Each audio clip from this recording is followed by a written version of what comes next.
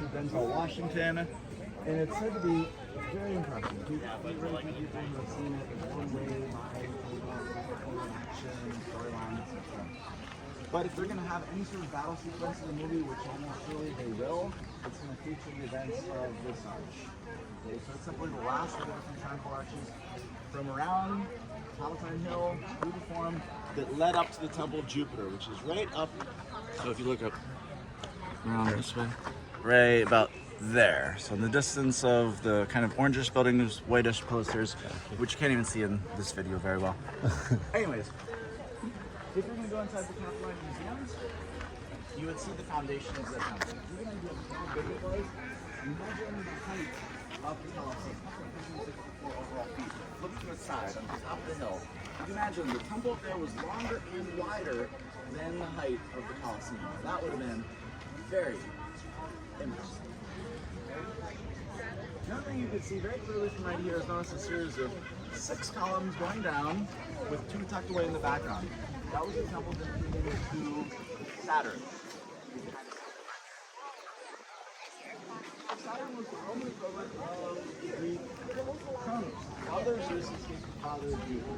What better place to have your gold, silver storage of the state than literally at the temple of the god of the harvest? Makes perfect sense. If you have a good harvest, you can bring more to market and make more money. And there's even another really cute story from 390 BC when Rome was being sacked by the Gauls.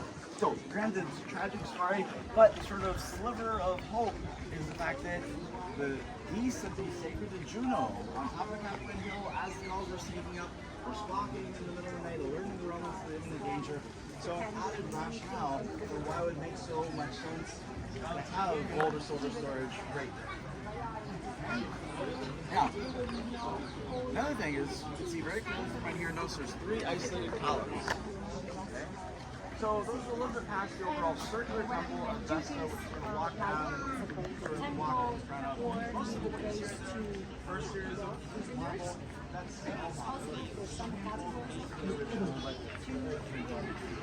where the overall staple is. But the next temple with the 3 columns,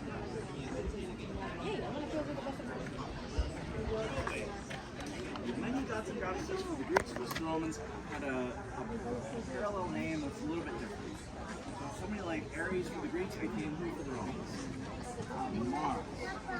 Or somebody like Aphrodite became Venus. Or Cronus became Saturn, etc. Zeus became Jupiter. Okay. So in the case of Castor and Pollux, so it's the same for both. These were apparently the sons of Zeus and Ida. Now, Zeus is supposed to have heavenly glory. The lightning bolt shooting around on the place and whatnot. The poor girl died. You can imagine. It might be sometimes intimidating talking to people just if somebody is so much bigger or stronger than somebody else, right? Okay. But if like lightning bolts are shooting around, you got to do something, or else the poor girl's gonna die. In the case of Castor and Pollux being conceived, Zeus transformed himself into a swan, which is all sorts of helping out the Romans in a famous battle way back in 496 BC. Okay. What's your name again? Mike. Alright, now imagine being, I'll tell you, Michaelis Maximus or something back in the day. We're coming back from our war back in 496 BC, and we want to tell all of our fellow Romans about our great victory. We'd be like, y'all wouldn't believe it. These 2 sons of Zeus came and helped us out in battle, right? And we're like, yeah. I mean, it sounds like it's silly made up mythological story. Like, you believe people go along with this?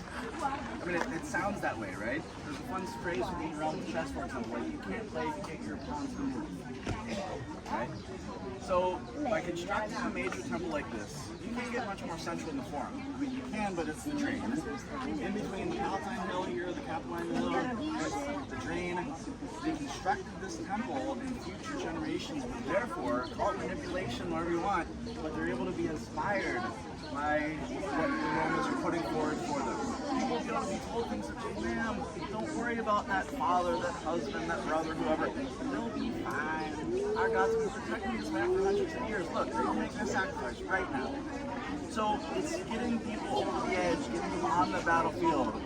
And that is a big portion of why Rome was able to succeed. Without manipulation, whatever, they had the military machine to back up them things. And they also had negotiators be like, y'all want us techniques and skill and valor and a few dozens of years. From the 3rd century to the 1st century, Rome was able to grow in leaps and bounds, conquering over their entire Mediterranean and what is referred to then as our sea, Mare Nostrum, Nostrum Mare, Mare Sea. Very impressive. Yes, I am eating an avocado. It's good. Very good. A little bit not as right. Yeah, yeah.